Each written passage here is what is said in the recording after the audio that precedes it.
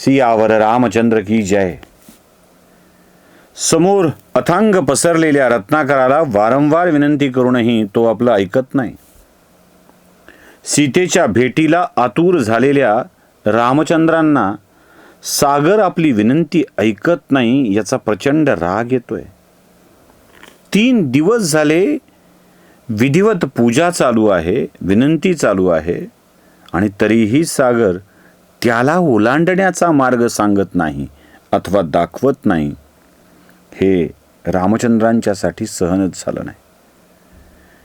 वियोगाने शोकग्रस्त झालेले रामचंद्र सागराच्या दुर्लक्षामुळे शोकसंतप्त झालेत आणि सागरावर प्रचंड चिडलेत. एरवी चिडणारा लक्ष्मण यावेळी संयमित आहे आणि तो रामचंद्रांना म्हणतोय, थांबा ना भैया, काहीतरी एवढं लवकर नका ना चिडू. ते म्हणजे तुला काय रे, काय चिडू नको, याला मी विनंती करतो, याला मी कोण आहे माहीत नाही. आणि मग आपल्या धनुष्याला जवळ घेत ते सागराला आव्हान देऊ लागतात. हे अहंकारी सागरा, दशरथनंदन राम तुझी 3 दिवसापासून विनंती करतो आहे आणि माझ्या या विनंतीकडे तुला लक्षही द्यावं वाटत नाही.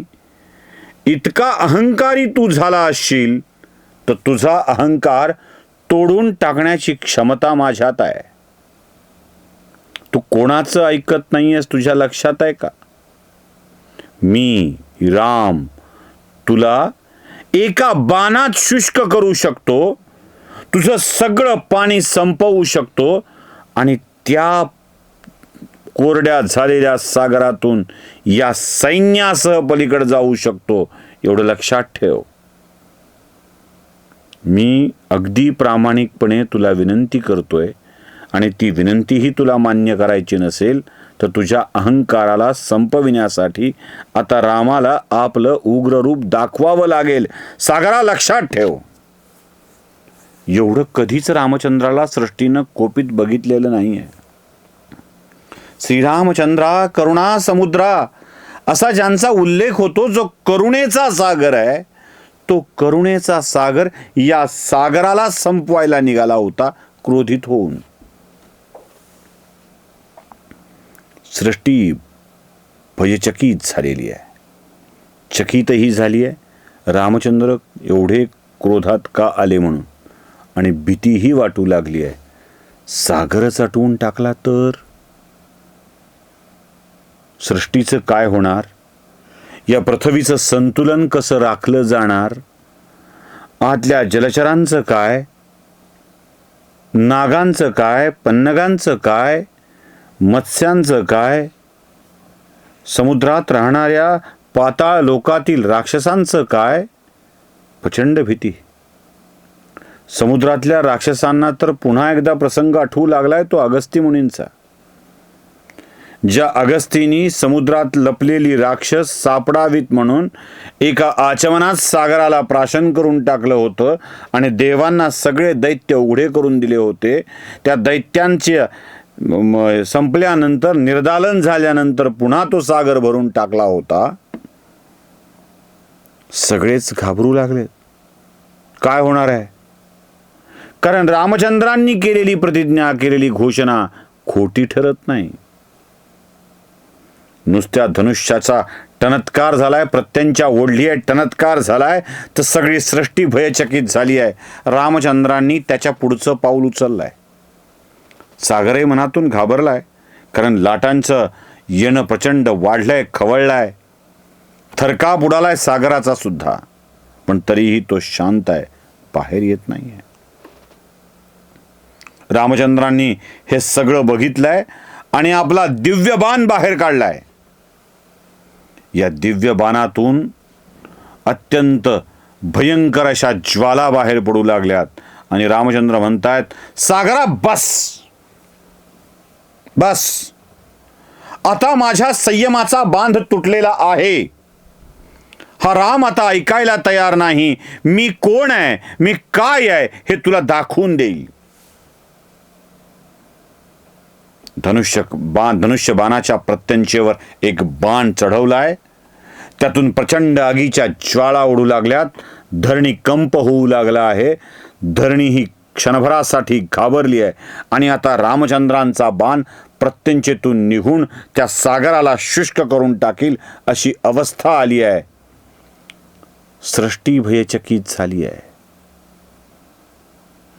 जलचरांनी आकांत करायला सुरुवात केली आहे.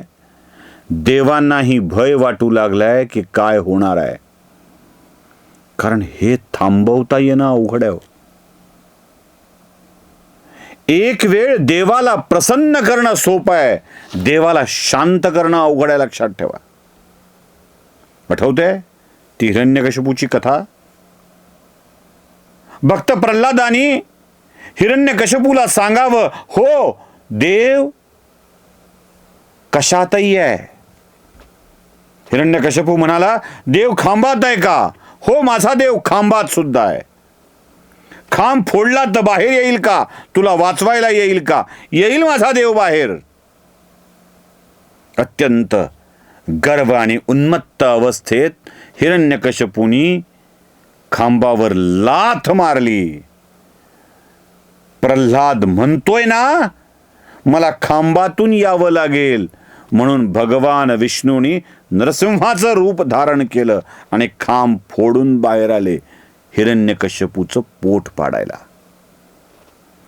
आतताई मत्तकामी अहंकारी असलेल्या हिरण्यकशिपूचं पोट फाडल्यानंतर देवाचा जो रुद्रावतार होता ना, त्याला शांत कसं करायचं असा प्रश्न पडला होता. सगळ्या देवानी मिळून महालक्ष्मीला विनंती केली, देवी आपण बघा.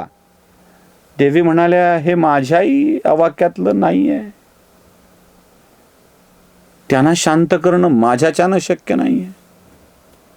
जी अवस्था रुद्राच्या कोपिष्ट अवताराला, आठवतंय पार्वतीच्या मृत्यूच्या नंतर विरूपाक्षाची निर्मिती केली होती आणि भयंकर तांडव करत, सृष्टीचा विध्वंस करत हिमालयाला धडा शिकवण्यासाठी, माफ करा दक्षाला धडा शिकवण्यासाठी निघाला होता सतीच्या वेळेला.